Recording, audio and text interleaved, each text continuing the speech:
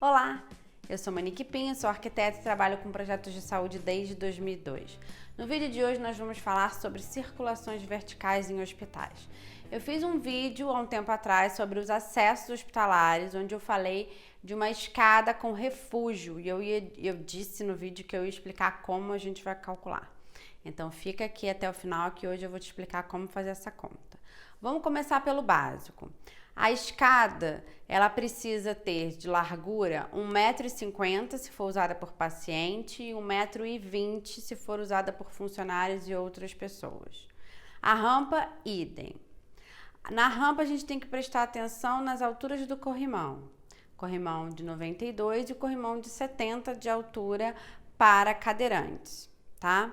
A escada, a partir do terceiro pavimento, normalmente ela é uma escada enclausurada. Tem uma anticâmara. Nessa anticâmara, a gente também já está projetando o elevador de emergência, que está na norma técnica 11, que tem todos os corpos de bombeiros dos estados, tá? Então, NT 11, vou deixar tudo aqui na descrição, essas normas que eu for falando. Os elevadores é a outra circulação vertical mais usada num hospital, principalmente os elevadores de maca. A gente vai usar a NBR 14712. Eu vou deixar tudo aqui que aí vocês depois pegam, tá? Então, nessa NBR diz que os elevadores de maca tem que ter 1,20 m por 2,20 m e para transporte de leito ele tem que ter 1,50 m por 2,20 m. Só que na RDC 50 pede um elevador de 1,30 m por 2,10 m.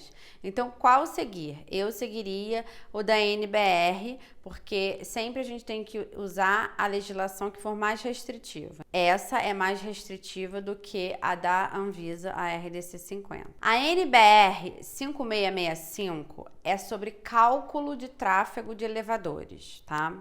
Então eu vou dar só uma resumida aqui. Lá diz que a gente tem que calcular nos hospitais 2,5 pessoas por leito. Então, por exemplo, um hospital de 150 leitos, 2,5 dá 375 pessoas, ou seja, a população do hospital seria 375. Na norma pede que os elevadores precisam transportar 12% se não tiver monta-carga no hospital, 8% se tiver monta-carga no hospital, a população desse hospital. Então, vamos considerar que não tenha monta-carga. Então, 12% de 375 vai dar 45 pessoas. Então, nós precisamos transportar 45 pessoas em 5 minutos. Isso aqui é um exemplo, tá, gente?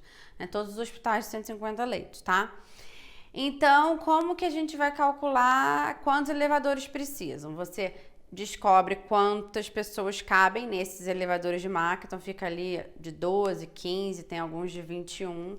E aí você pega 45 e divide por essa capacidade do elevador e você vai ter o número de elevadores que você precisa no estabelecimento de saúde, tá? Mas sempre lembrando que se você, na hora de calcular, tiver um elevador de maca, não esqueça que se esse elevador quebrar, você não vai ter como transportar o paciente. Então tem que ser avaliado esse elevador backup.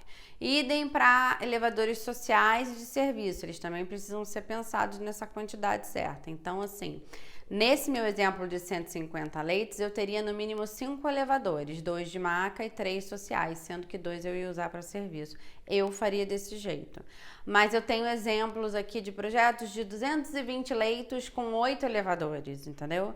Precisa ser levado em conta várias coisas. Então, a NBR de cálculo de tráfego de elevador vai te ajudar muito a fazer isso de forma mais correta.